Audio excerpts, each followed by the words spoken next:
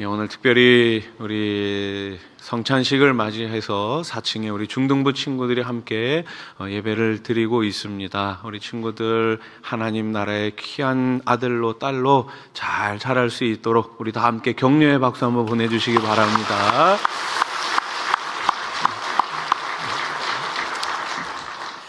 얼마 전 오랜 세월 암 투병을 하시는 한 집사님의 간증을 듣게 되었습니다. 그 간증을 잠깐 소개해 드리겠습니다.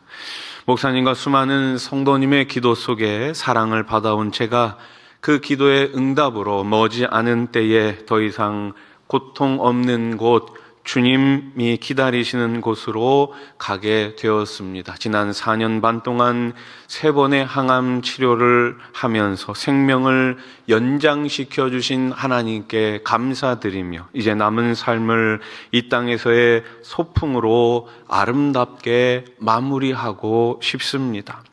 앞으로 남은 시간을 3개월로 예상하지만 그것 또한 주님의 부르시는 때에 따라 달라질 테니 그때를 기대하고 기다리며 마지막 소풍을 즐기겠습니다.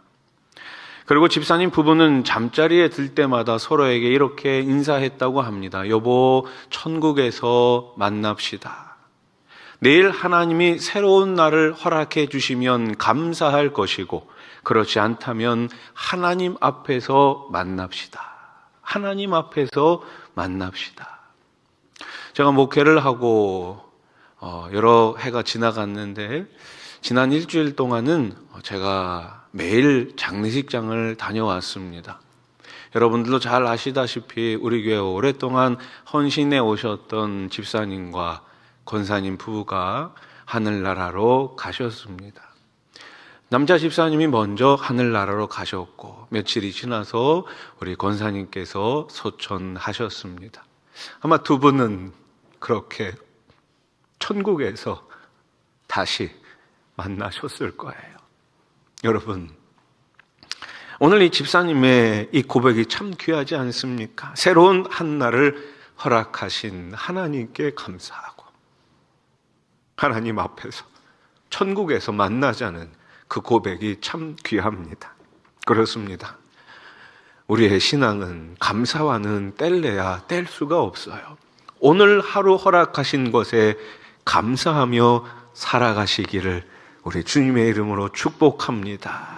뿐만 아니라 내일도 우리의 삶에 어떤 일이 일어나게 될지 예상할 수 없지만 내일을 허락하실 그 하나님, 아니요 허락하지 않으실 그 하나님께도 우리가 늘 감사하며 살아가야 할 줄로 믿습니다. 그렇습니다. 감사는 믿음의 완성이며 하나님을 영화롭게 하는 성도의 자세입니다.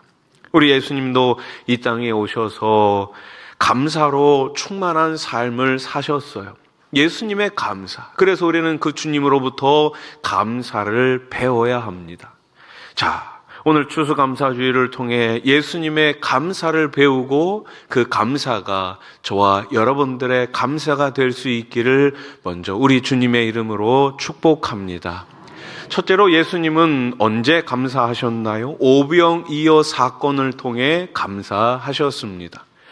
마태복음, 마가복음, 누가복음, 요한복음, 사복음서에 보면은 모두 다 이 오병이어의 기적이 기록되어 있습니다. 특별히 우리가 함께 볼 요한복음 6장 11절에서는 이렇게 표현하고 있어요. 제가 읽겠습니다. 예수께서 빵을 들어서 감사를 드리신 다음에 앉은 사람들에게 나누어 주시고 물고기도 그와 같이 해서 그들이 원하는 대로 주셨다. 아멘. 여러분, 옛날 우리 성경에는 보리떡 5개 이런 표현이 나오잖아요. 왜 보리떡이었을까요? 이스라엘 사람들이 보리떡을 먹지는 않았을 텐데 아마 번역을 하면서 보리떡, 가장 하찮은 음식을 강조하기 위해서 그렇게 번역한 것 같아요. 어찌됐든 원어상으로는 빵이 아니겠습니까? 이 새 번역은 빵으로 번역되어 있는데요. 예수님은 그 빵을 가지고 어떻게 하셨어요? 감사하셨어요. 그리고 그 물고기를 가지고 또 감사하셨습니다.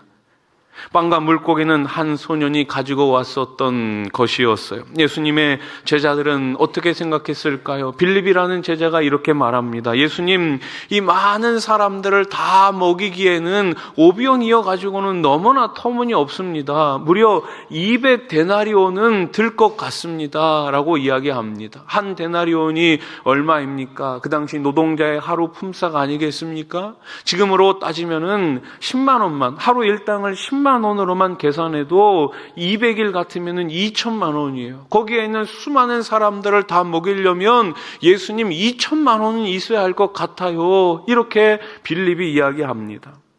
이런 상황에서 예수님께서 하신 것이 무엇입니까? 어디 가서 음식을 구해러 오라고 말씀하신 것이 아니에요. 어디 가서 돈을 빌려오라고 말씀하지도 않으셨어요. 예수님이 하신 것은 감사 기도였습니다. 예수님의 감사는 결핍의 상태에서 드려진 감사였어요. 예수님은 기적이 일어난 이후 풍족한 상태에서 감사 기도를 드리신 것이 아닙니다. 무언가가 있기 때문에, 무언가가 채워졌기 때문에 감사한 것이 아니라 아무것도 없는 상황 가운데에서 먼저 감사하신 것입니다. 여러분, 우리가 기억해야 하는 것이 무엇입니까? 풍성해졌을 때 드리는 감사는 진짜 감사가 아니에요. 여러분, 나에게 무언가 주어져 있을 때, 나한테 무언가 풍성해져 있을 때 감사하는 것은 우리가 누구나 할 수 있는 것 아니겠습니까? 그런데 여러분, 진짜 감사란 무엇이에요? 나에게 비록 없더라도, 나에게 비록 있는 것이 없더라도 감사하는 것, 그 궁핍한 가운데서도, 없는 가운데서도 감사하는 것이야말로 진짜 감사인 줄로 믿으시기 바랍니다.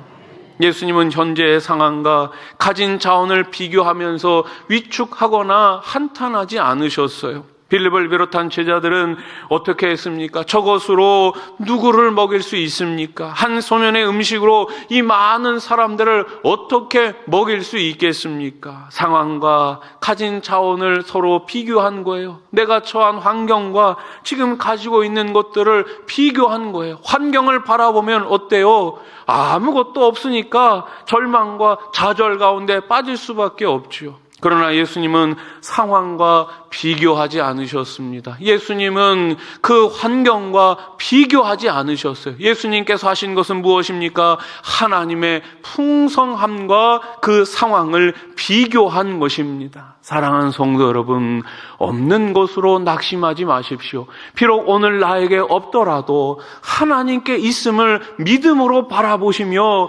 하나님께서 주실 것을 기대하며 감사하실 수 있기를 주님의 이름으로 축원합니다. 베푸신 은혜로만 감사하는 것이 아니라 앞으로 베푸실 것에 감사하며 살아가실 수 있기를 소원합니다. 오늘 본문에 보면 그런데 베푸신 은혜로만 감사하는 사람들이 나옵니다. 오병이어의 기적으로 배불리 먹은 사람들이죠. 그들은 예수님을 왕으로 삼고자 했어요. 왜 왕으로 삼고자 했습니까? 예수님을 우리의 왕으로 세우면 우리가 배불리 먹을 수 있겠다 이렇게 생각했기 때문입니다. 그러나 예수님은 사람들의 요구를 단호히 거절하시고 그들을 피해 가셨어요. 오히려 그들을 책망하시지요. 뭐라고 책망하십니까? 요한복음 6장 26절 같이 읽어볼까요? 시작.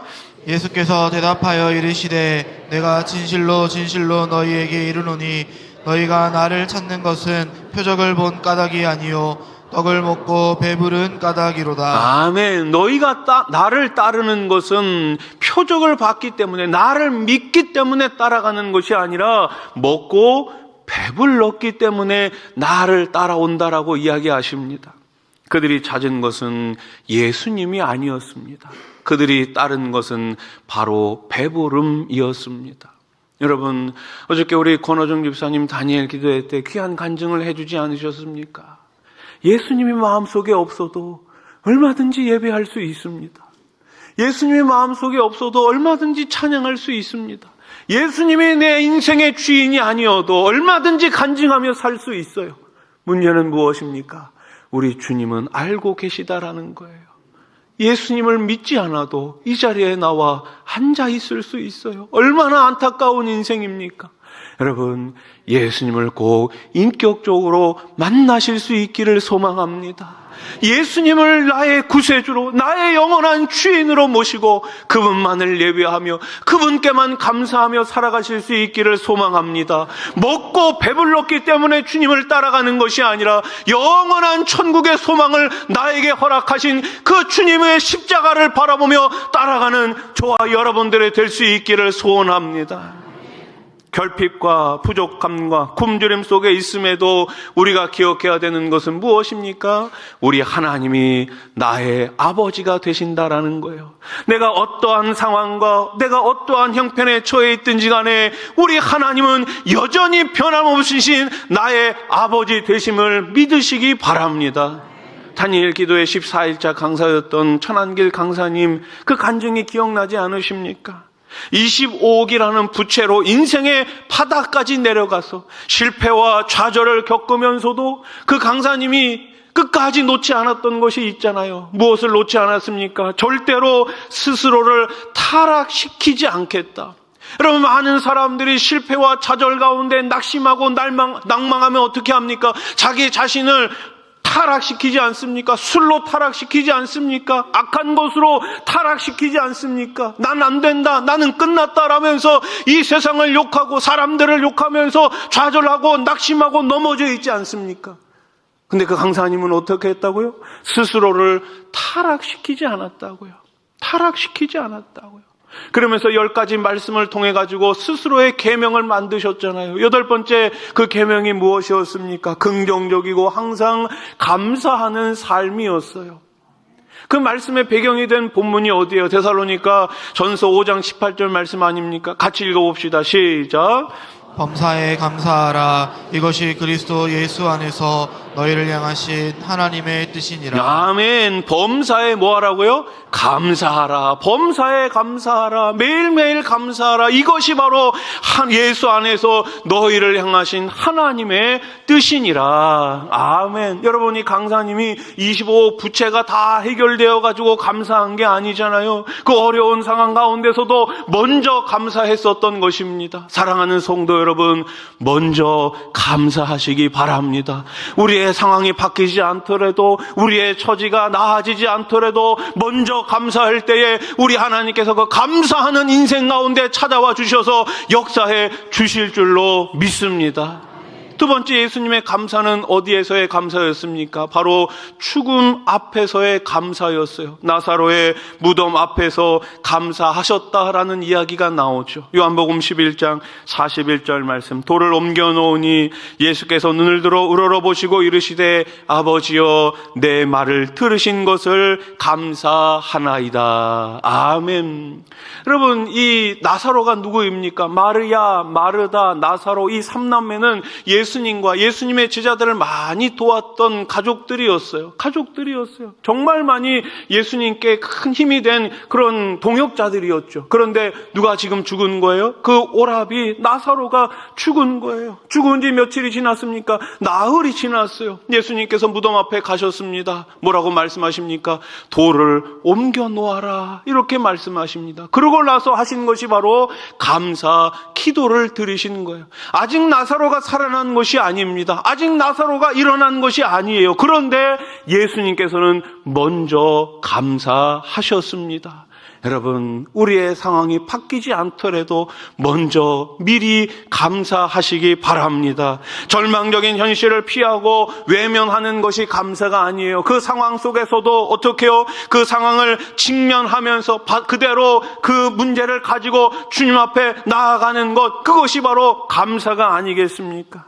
예수님의 감사는 슬픔과 절망 속에서 드려진 감사였음을 우리는 기억해야 하는 것입니다. 중국 선교의 아버지라 불리는 허드슨 테일러 선교사님이 있습니다. 허드슨 테일러 선교사님, 많은 자녀들이 있었어요. 중국 선교를 갔는데 얼마 되지 않아 8살 된 큰딸이 죽음을 맞이합니다. 잠시 후에 5살 된 막내 아들이 또 죽음을 맞이합니다. 두 자녀를 먼저 천국으로 보내드리고 자기 동역자들에게 이런 편지를 보내요. 저는 오늘 사랑하는 아이들과 중국에서 마지막 시간을 보냈습니다. 제 두 아이에 대해서는 이제 근심 걱정하지 않아도 됩니다. 그들은 이제 예수님의 품 안에서 편히 쉬고 있습니다. 형제들이여, 제 눈물은 그칠 줄 모르지만 하나님께 감사하고 있습니다. 아무 가치도 없는 저에게 이 위대한 하나님의 사역의 일부를 맡겨주심에 감사드립니다. 그리고 이 사역에 뛰어든 것을 조금도 후회하지 않습니다. 이것은 주님의 일입니다. 주님의 일입니다. 이번 주 토요일 날 우리는 은퇴식과 임직식을 앞두고 있어요. 지난 수년 동안 교회를 위해서, 하나님 나라를 위해서, 성도들을 위해서 수고해 주신 우리 은퇴자분들 참 감사합니다. 하나님 바라보시며 마지막까지 위로를 받으시고 천국 소망 가운데 달려가시기를 소망합니다. 뿐만 아니라 새롭게 임직 받으시는 분들에게 부탁드립니다. 주님의 일입니다. 주님의 일입니다. 나의 일이 아니에요.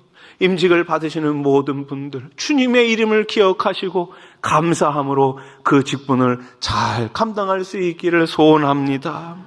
테일러 선교사님은 얼마 후에 자기의 아내가 먼저 또 세상을 떠나게 됩니다. 자녀들이 떠난 지 얼마 되지 않았는데 몇 년 지나지 않아 아내가 먼저 세상을 떠나게 됩니다. 그때 선교사님의 곁에 있었던 친구들은 그 당시의 모습을 이렇게 회고하고 있습니다. 사랑하는 테일러 부인이 마지막 숨을 거둘 때 허든슨 테일러 선교사는 무릎을 꿇고 그녀를 주님의 팔에 의탁했습니다. 그녀와 함께 12년 동안 행복한 삶을 살게 해주신 주님께 감사했고 영원하신 주님이 데려가심에 감사했습니다. 그리고 그 자신은 남은 생을 주님을 위해 더 헌신하기로 서약하는 기도를 드렸습니다.